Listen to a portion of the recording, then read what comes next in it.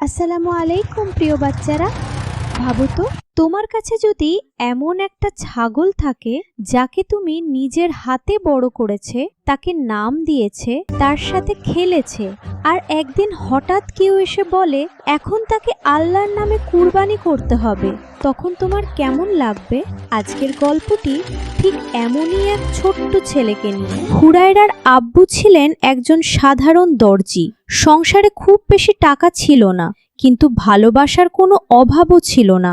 3 মাস আগে হুরায়রার চাচা হাট থেকে একটি ছোট্ট সাদা ছাগল এনে দিয়েছিলেন। ছাগলটা এত সুন্দর ছিল যে হুরায়রা প্রথম দেখাতেই তাকে জড়িয়ে ধরেছিল, আর সেই দিনই তার নাম রেখেছিল চাঁদনি। তারপর থেকে চাঁদনি যেন শুধু একটা ছাগল ছিল না, সে ছিল হুরায়রার সবচেয়ে কাছের বন্ধু। প্রতিদিন স্কুল থেকে ফিরে হুরায়রা সবার আগে চাঁদনির কাছে যেত। কখনো কচি ঘাস এনে খাওয়াত, কখনো তাকে গোসল করাত, আবার কখনো তার গলায় হাত রেখে গল্প করত। রাতে ঘুমানোর আগেও একবার চাঁদনিকে না দেখে তার ঘুম আসতো না। দিনগুলো খুব সুন্দরভাবেই কাটছিল, কিন্তু একদিন হুরায়রার আম্মু তাকে ডেকে বললেন, বাবা, আর তো মাত্র কয়েকদিন পর ঈদ। হুরায়রা খুব খুশি হয়ে বলল, হ্যাঁ আম্মু, এইবারের ঈদ অনেক মজার হবে। তারপর আম্মু ধীরে ধীরে বললেন, এইবার আমাদের কুরবানি হবে চাঁদনি। কথাটা শুনে হুরায়রা একদম চুপ হয়ে গেল। মনে হলো যেন কেউ তার বুকের ভেতরটা চেপে ধরেছে। সে কাঁদো কাঁদো গলায় বলল, না আম্মু, চাঁদনিকে কুরবানি দিও না, সে তো আমার বন্ধু।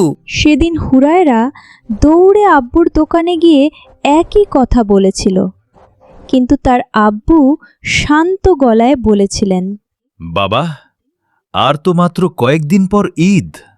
হুরায়রা কিছু বলেনি, কিন্তু তার ছোট্ট মনটা ভেঙে গিয়েছিল।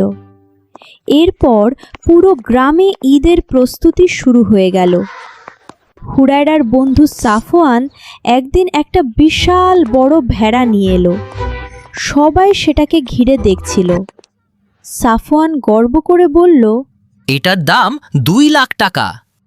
তারপর সে হুরায়রাকে জিজ্ঞেস করল, তোমাদের কুরবানি কি? হুরায়রা আস্তে করে বলল, আমার ছোট্ট ছাগল চাঁদনি। সাফওয়ান হেসে উঠল, ওই ছোট্ট ছাগল? আমার ভেড়ার সামনে তো কিছুই না। হুরায়রা কিছু বলল না, সে শুধু চুপচাপ বাড়ি ফিরে চাঁদনির পাশে বসে রইল। সেদিন রাতে তার ঘুম আসছিল না। আকাশ ভরা তারা দেখে সে উঠানে বসেছিল। তখন তার নানি এসে পাশে বসলেন। হুরায়রা ধীরে ধীরে বলল, নানি, আল্লাহ কি আমার ছোট্ট চাঁদনির কুরবানি কবুল করবেন? নানি মুচকি হেসে তার মাথায় হাত রাখলেন। তারপর বললেন, কোরবানির দাম পশুর দামে হয় না, কোরবানির দাম হয় হৃদয়ের ভালোবাসায়। তিনি আরও বললেন, সাফওয়ানের ভেড়া অনেক দামি হতে পারে, কিন্তু তোমার চাঁদনির মধ্যে তোমার ভালোবাসা আছে, তোমার কষ্ট আছে, আর আল্লাহ সবচেয়ে বেশি ভালোবাসেন সেই কুরবানিকে যেটা দিতে গিয়ে হৃদয় কেঁদে ওঠে। হুরায়রার চোখ ভিজে গেল। অবশেষে ঈদের সকাল চলে এলো। হুরায়রা নিজ হাতে চাঁদনিকে গোসল করালো, তাকে কচি ঘাস খাওয়ালো, তারপর খুব আস্তে করে তার কানের কাছে বলল, চাঁদনি, তুমি আমার সবচেয়ে প্রিয় বন্ধু ছিলে। আল্লাহর কাছে চলে যাও, সেখানে ভালো থেকো। কিছুক্ষণ পর কুরবানি হয়ে গেল। হুরায়রা অনেক কেঁদেছিল, কিন্তু সে কোনো অভিযোগ করেনি। এরপর তার আব্বু গোশত 3 ভাগ করলেন। 1 ভাগ নিজেদের জন্য, 1 ভাগ আত্মীয়দের জন্য, আর 1 ভাগ গরিবদের জন্য। হুরায়রা নিজেই সেই গোশত নিয়ে গ্রামের শেষের একটি গরিব বাড়িতে গেল। সেখানে ছোট ছোট কয়েকটা বাচ্চা বাইরে দাঁড়িয়েছিল। তারা যখন শুনল ঈদের গোশত এসেছে, তাদের চোখ আনন্দে চকচক করে উঠল। একজন অসহায় মা চোখ মুছতে মুছতে বললেন, আল্লাহ তোমাকে অনেক সুখ দিই বাবা।